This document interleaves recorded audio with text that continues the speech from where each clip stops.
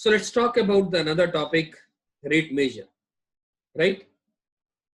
अब rate major में कोई थ्योरी नहीं है. देखिए आप देख रहे हैं नाम है टॉपिक का, derivative as a rate of change, और इसी टॉपिक को हम लोग रेट मेजर भी बोल देते हैं.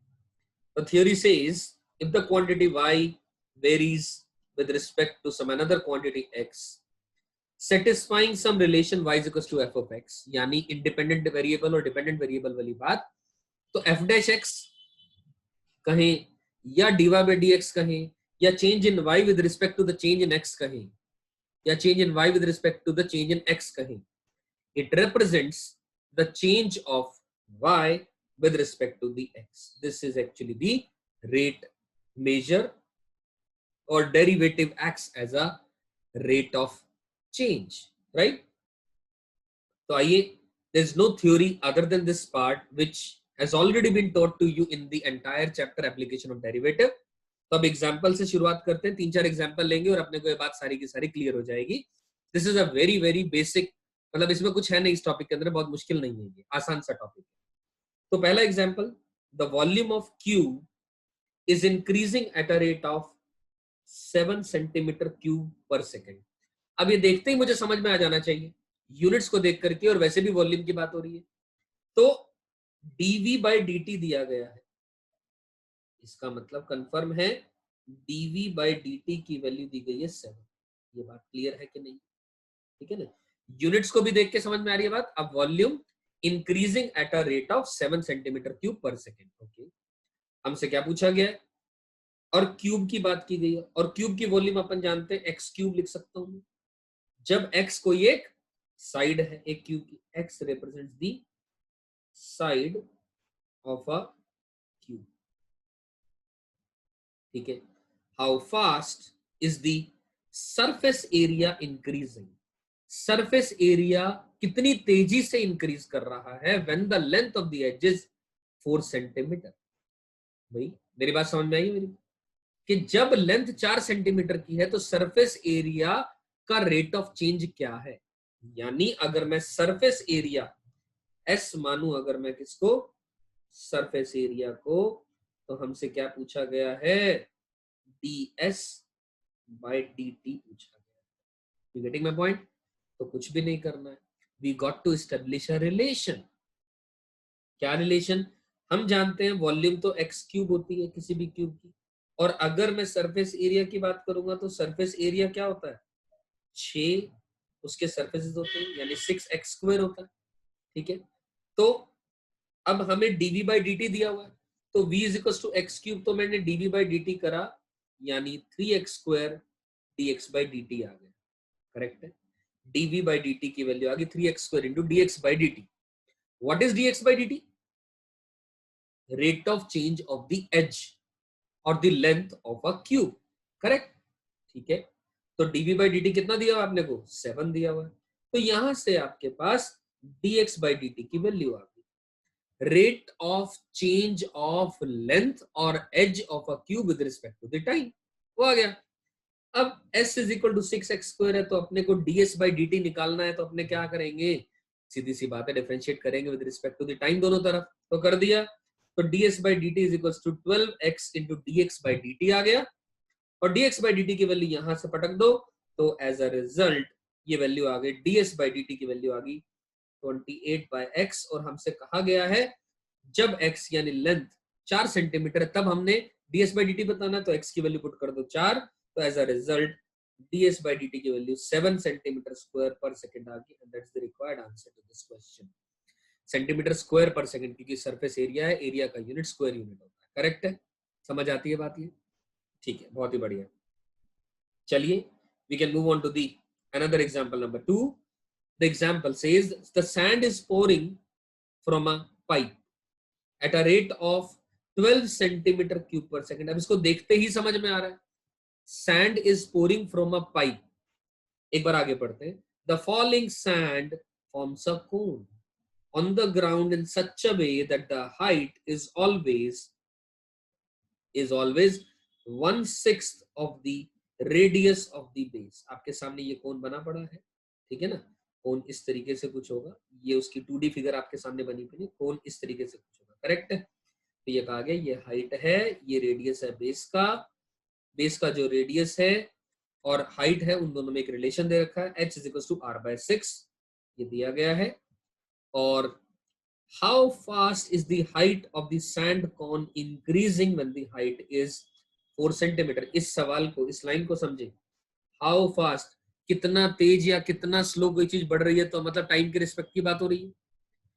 Is the height of the sand cone increasing, यानी बेसिकली हमें dh बाय dt बताना है। जब, कब, जब हाइट 4 सेंटीमीटर है। आई एम श्योर सबसे पहली चीज हमें देख करके क्वेश्चन में क्या समझ में आनी चाहिए, गिवन क्या है, निकालना क्या है, हो क्या रहा है सवाल में। 3 बातें क्लियर है, ये बात आ गई समझ में। अब dh बाई dt निकालना है। अब हमें वॉल्यूम दे रखी है, वॉल्यूम का चेंज दे रखा है, यानी dv बाई dt दे रखा है आपने। अब कौन की जो वॉल्यूम होती है 1/3 पाई आर स्क्वायर एच होती है, ठीक है क्या बात। अब volume is 1/3 times of pi R square H. अब आर में और एच में एक रिलेशन दे रखा है, इसका मतलब v को मैं h का फंक्शन बना लूं। मैंने h ही का फंक्शन क्यों बनाया, r का भी फंक्शन बना सकता था, लेकिन प्रेफरेबल है आप h का ही फंक्शन बनाए, क्योंकि आपको फाइनली dh बाई dt निकालना है, dr बाई dt में कोई इंटरेस्ट नहीं है आप, ठीक है ना, गेटिंग माय पॉइंट। क्योंकि ये बात समझ में आ रही है मेरी, श्योर, ठीक है। तो volume is 1/3 pi times of, अब r की जगह पर 6h पुट किया तो volume as a function of height बन गया। आप ऐसे समझे ना, v is equal to f of h बन गया, volume as a function of h बन गया, where v is the independent variable, h is the dependent variable. Correct है। अब क्या करेंगे हम, अब तो सीधा सीधा पता लग रहा है, जब y is a function of x बन जाता है तो dy by dx निकालते हैं, तो यानी dv by dh निकाल दिया, तो dv by dh निकाला यानी 36 पाई h square dh by dt, और dv by dt की वैल्यू ऑलरेडी दे रखी है क्वेश्चन के अंदर में, हमें 12 सेंटीमीटर क्यूब पर सेकंड, वो वैल्यू सब्स्टिट्यूट करी, तो एज अ रिजल्ट, और h की वैल्यू 4 सेंटीमीटर सब्स्टिट्यूट कर दी, तो यहाँ से dh by dt की वैल्यू 1/48 पाई सेंटीमीटर पर सेकंड आ गई। I'm sure this was a very easy question. I hope this is clear to all of you. Correct? एक या दो और क्वेश्चन करते हैं, चलिए। क्वेश्चन लिखा है x and y are the sides of two squares. ठीक है, दो स्क्वायर है, एक स्क्वायर ये रहा, ठीक है, जिसकी की साइड लेंथ x है, और एक और स्क्वायर है जिसकी की साइड लेंथ लेट से y है। हमें नहीं गिवन है x बड़ा है कि y बड़ा है, we are hardly interested in, और x और y के अंदर में एक रिलेशन दे रखा है, y equals to x minus x square. क्या पूछा गया है, find the rate of change, rate of change निकालना है किसका, of the area of the second square with respect to the first square. Rate of change of the area, area क्या होगा दोनों स्क्वायर का, पहले स्क्वायर का एरिया एक्स स्क्वायर, दूसरे स्क्वायर का एरिया वाई स्क्वायर। अब रेट ऑफ चेंज की बात हो रही है, मतलब डी ऑफ एक्स स्क्वायर और डी ऑफ वाई स्क्वायर की बात हो रही है, तो basically rate of change of the area of the second square with respect to the first square, तो मतलब D of Y square upon D of X square की बात हो रही है। आपने किया होगा ये सब आपने पढ़ा हुआ है। Rate of change of the function या differentiation of the one function with respect to the another function, F X का जी एक्स के रिस्पेक्ट में तो D F X upon D G X कर देते हैं, वो अलग बात है, upon D X into D X कर देते हैं आसान करने के लिए, या जिस पैरामीटर में f और g अवेलेबल हो उस पैरामीटर के डिफरेंशियल से दोनों को डिवाइड कर दिया जाता है ताकि क्वेश्चन करने में आसानी हो। तो यहां पर basically we are interested in d of Y square upon d of X square, right. अब d ऑफ वाई स्क्वायर की मैं बात करूं दोस्तों, तो बेसिकली मैं लिख सकता हूं 2y dy by dx, क्योंकि x के रिस्पेक्ट में मैं ऊपर नीचे डिफरेंशिएट कर दे रहा हूं, dy square by dx upon dx square by dx कर देता हूं मैं, ठीक है।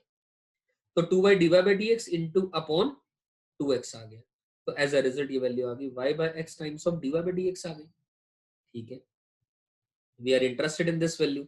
अब जो गिवन कर्व हमें दे रखा है y equals to x minus का x स्क्वायर है, तो मतलब यहां से मैं dy by dx निकाल सकता हूँ, y और x में यहाँ पर एक रिलेशन दे रखा है, y is a function of x here where y is acting as a independent variable, x is acting, y is acting as a dependent variable and x is acting as a independent variable, तो dy by dx की value आ गई, इस dy by dx की value को यहाँ पटक दो आप, तो ये वैल्यू आ गई अपने पास, ठीक है। तो dy square upon d of x square अपने को निकालना है। अब यहाँ पर हमने ये जो y है, ये y तो वही वाला y है, तो y की वैल्यू x माइनस का x स्क्वायर सब्स्टिट्यूट कर दी हमने, और जो भी सिंप्लीफाई होकर क्या है अपने पास ये, राइट। तो यानी क्या लिखा है देखो, the rate of change of the area of the second square with respect to the first square is 2x square minus 3x plus 1। हमें नहीं पूछा गया at a certain what value of x, तो x के terms में हमने answer निकाल दिया, क्या फर्क पड़ता है, right. So this question is also clear to all of you. चलिए बढ़िया, अब एक और सवाल है, देखते हैं, आइए दोस्तों। तो an aeroplane is flying horizontally at a height of 2/3 kilometre, ठीक है। Horizontally aeroplane is flying, height दे दी उसकी 2/3 किलोमीटर है, ठीक है ना, धरती से, with a velocity of 15 kilometre पर आवर, मतलब dv by dt दे दिया 15 किलोमीटर पर आवर। क्या पूछा क्या गया है, रेट तो बताना है, find the rate at which it is receding from a fixed point on the ground which is passed over 2 minutes ago। Basically 2 minute के बाद बताना है, 2 मिनट के बाद बताना है रेट, किस चीज का रेट बताना है हमें, from a fixed point on the ground. आप ऐसे समझो, डायग्राम देख करके आपको समझ में आ रहा होगा, let me redraw this diagram for you. Okay, ये एरोप्लेन इस तरीके से उड़ रहा है 15 किलोमीटर प्रति घंटे की स्पीड से, ठीक। और यहां पर वो पॉइंट है जिसकी बात की गई है, और लेटस से ये L है दूरी, L डिस्टेंस है, तो we are interested in dl by dt, we are interested in dl by dt, ये अपने को पूछा गया है, dl by dt बताना है। यानी क्या पढ़ रहा है, दोबारा पढ़ लो, rate at which it is receding, दूर जा रहा है किससे, fixed point on the ground, और कितने टाइम पहले, 2 मिनट हो चुके हैं, तब हमें रेट बताना है। तो ठीक है यार, क्या परेशानी है, ये h माना, ये x माना, ये तो देखते ही समझ में आ रही है अपने को बात कि हमें क्या करना है, पाइथागोरस लगानी है। तो L square is equal to H square plus X square आ गया, डिफरेंशिएट कर दो दोनों तरफ। क्यों, क्या फिक्स है, क्या फिक्स है, हाइट तो फिक्स है, हॉरिजॉन्टल। अब ऐसे तो जा नहीं रहा वो स्लैंटिंग, अब ऐसे जा रहा है वो बिल्कुल ही, तो इसका मतलब क्या हुआ, 2l dl by dt is equal to 0 plus 2x dx by dt, correct है। यानी dl by dt is equal to x by l times of dx by dt अपने पास आ गया। तो बस अब क्या करें हम, अब हमें क्या दे रखा है, अब h की वैल्यू दे रखी है, कितनी दे रखी है, 2/3 दे रखी है, h की वैल्यू 2/3 दे रखी है, 2/3 किलोमीटर। तो आप क्या निकालना है अपने को, dl by dt में देखो ध्यान से, अब dx by dt, dx by dt दिया हुआ है क्या अपने पास, यस, dx by dt दे रखा है, कितना दे रखा है, it is given to us as 15 kilometre पर आवर, ठीक है। ये वैल्यू तो 15, ये वाली वैल्यू dx by dt दे रखी है अपने को। तो अब x की वैल्यू और l की वैल्यू निकालनी है। अब x की वैल्यू कैसे निकलेगी, आप देखो ध्यान से, और l की वैल्यू कैसे निकलेगी, अब l तो निकल आएगा अगर x आ गया तो अपने पास। अब x की वैल्यू हमने कहा कितनी हो जाएगी, ध्यान से देखो दोस्तों, कि 2 मिनट, 2 मिनट के अंदर में कितना डिस्टेंस ट्रेवल हो गया होगा, स्पीड दे रखी है आपको, है ना, स्पीड दी हुई है, 2 मिनट के अंदर में निकाल लो। तो एज अ रिजल्ट वहां से distance is equal to speed into time से निकाल लें आप, तो एज अ रिजल्ट डिस्टेंस आ गया ½ किलोमीटर। अब डिस्टेंस आ गया, x आ गया यानी h आ गया, तो इसी रिलेशन से l आ जाएगा। और ध्यान रखें यूनिट्स का, किलोमीटर में दिया हुआ है सब कुछ, तो सब कुछ किलोमीटर में निकाल लें, वैल्यू सब्स्टिट्यूट कर दे, यहाँ पर आपके पास आंसर आ गया 9 किलोमीटर पर आवर से। ये जो रेट, इस रेट से ये जो प्लेन है इस पॉइंट से भाग रहा है दूर, करेक्ट है, 2 मिनट के बाद। समझ में आती है बात यहां तक, क्लियर। तो ठीक है, अभी कुछ एक दो और क्वेश्चन दिए हैं, एक क्वेश्चन और कर लेते हैं और उसके बाद you can have a certain, एक दो प्रैक्टिस के क्वेश्चन दिए मैंने, you can attempt those questions on your own. So let us have a look on this question also, the height h of a right circular cone is 20 centimetre. एक right circular cone दे रखा है, height दे रखी है, and it is decreasing eight a rate of 4 centimetre पर second. Height जो है decrease कर रही है 4 सेंटीमीटर पर सेकेंड के हिसाब से। समझ आ रही है बात? यानी D H by D T कितना है, -4 है। ठीक है ना, अगर कोई बढ़ रहा होता है चीज तो प्लस की बात करेंगे, डिक्रीमेंट है तो माइनस की बात कर लेंगे। सही है। At the same time the radius is 10 and increasing at a rate of, मतलब D R by D T दे रखा है +2 सेंटीमीटर पर सेकेंड।